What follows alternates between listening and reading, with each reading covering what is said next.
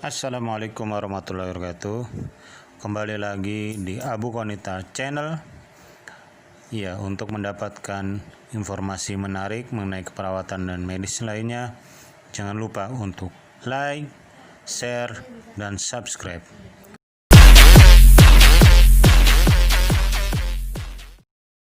Assalamualaikum warahmatullahi wabarakatuh. Hai guys, jumpa kembali bersama kami. Kali ini kami akan menginformasikan mengenai operasi hernia atau instrumen-instrumen operasi yang digunakan pada hernia. Seperti kita ketahui bahwa hernia itu adalah operasi untuk merapikan atau memotong dari kantung hernia.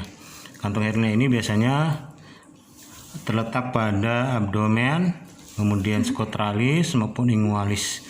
Tiga posisi inilah yang akan menentukan dari jenis operasinya, sehingga kita bisa melihat diagnosanya hernia ingualis dextra atau HIL maupun hernia ingualis lateralis sinistra.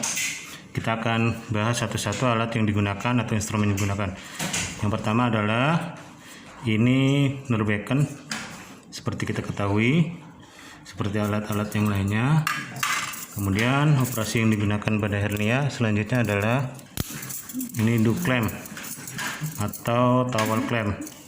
Duct clamp ini digunakan biasanya untuk memberikan batas tegas pada duct sehingga bisa membedakan mana daerah steril mana tidak. Karena dengan dibungkus ini bisa melindungi atau menjaga sterilitas dari daerah operasi. Jadi ini duct clamp. Cara bukanya seperti ini. Ini biasanya kita siapkan sebanyak 5 buah ya guys. Terus seperti operasi-operasi yang lainnya, perlengkapan buat hacking tidak kalah pentingnya, yaitu pertama pinset. Kita siapkan pinset anatomis, kemudian pinset chirurgis. Pinset anatomis biasanya 1, chirurgis 2.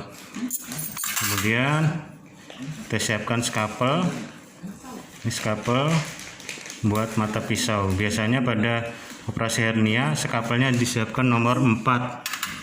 Selanjutnya operasi yang hernia digunakan adalah gunting.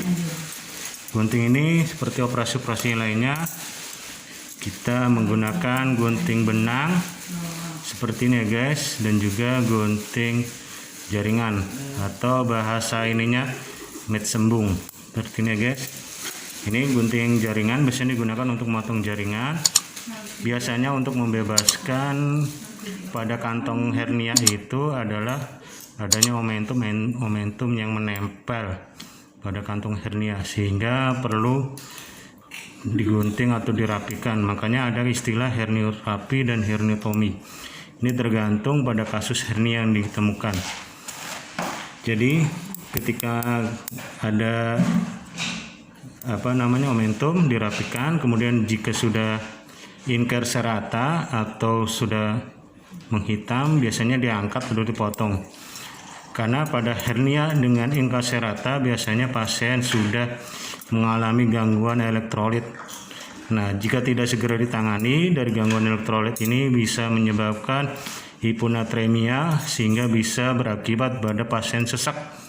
Karena kita ketahui bahwa salah satu pemicu dari cardiac arrest adalah hiponatremi sehingga berdampak pada aliran jantung atau jenutan jantung. Maka itulah alasannya kenapa hernia dengan tingkat yang parah atau incarcerata harus segera dioperasi, karena sudah mengalami perburukan biasanya. Dan ini alatnya, guntingnya guys. Ini gunting yang besar buat jaringan yang besar, kemudian gunting yang kecil biasanya untuk membebaskan. Gunting jaringan yang kecil biasanya untuk membebaskan momentum yang tipis atau membuka kantong hernia sehingga benar-benar siap dipasang mesh. Tujuan pemasangan mesh adalah untuk mencegah terjadinya kembali kantong atau defek dari hernia. Biasanya kantong hernia itu terjadi karena adanya tekanan yang sangat berat atau besar pada tekanan intraabdomen sehingga keluarnya timbul defek dari hernia. Selanjutnya adalah ini alat instrumen selanjutnya adalah ini spong holder. Ini buat cucinya atau drapingnya ya guys. Kemudian seperti biasa kalau buat operasi selalu ada needle holder atau nail powder. Ini biasanya siapkan dua, satu buat dalam, satu buat kulit. Tujuannya untuk mempermudah dari operator. Nah, ciri khasnya kalau yang bagian dalam dia lebih cembung, kalau bagian kulit dia lebih runcing. Ciri khasnya seperti itu guys. Terus alat utama dari hernia adalah penggunaan klem yang sangat banyak. Ini klemnya guys. Ini tujuannya adalah untuk membebaskan dari kantong-kantong hernianya atau defek dari hernia. Biasanya ini digunakan untuk melepaskan atau membebaskan dari kantong hernia. Itu biasanya berisi kadang cairan, kadang momentum. Nah, ketika membuka kantung hernianya dibuka menggunakan klem seperti ini ya guys. Nah, ini biasanya disiapkan sekitar 8 atau 9. Biasanya kita paling banyak itu klem lurus. Klem bengkok tidak. Ini kita siapkan 9. Terus selanjutnya adalah retraktor yang digunakan, yaitu kita menggunakan sama seperti APP, itu lengan hak dan hak bagian dalam. Kenapa yang digunakan lengan hak? Karena letak dari operasi hernia itu masih berada di bawah, persis di bawah fascia, artinya tidak begitu dalam, sehingga menggunakan hak yang seukuran lengan hak seperti ini untuk cukup membebaskan lapangan operasi sehingga bisa terlindungi pada daerah momentum sekitarnya atau otot sekitarnya. Seperti ini haknya lainnya. Terus operasi selanjutnya adalah alat instrumen selanjutnya adalah koher. Nah, seperti ini kita jenis kohernya yang bengkok, kadang ada yang kohernya yang lurus. Nah, seperti ini guys. Ini tujuannya untuk memberikan batas tegas pada lapisan fascia seperti ini. Terus selanjutnya klem anatomis panjang ya. Ini sama seperti ini, cuman yang klem anatomis panjang dia lebih panjang. Ini tujuannya untuk merapikan dari momentum yang masuk pada kantong hernia. Biasanya kantong hernia itu yang keluar adalah berupa lapisan perut, berupa ini momentum.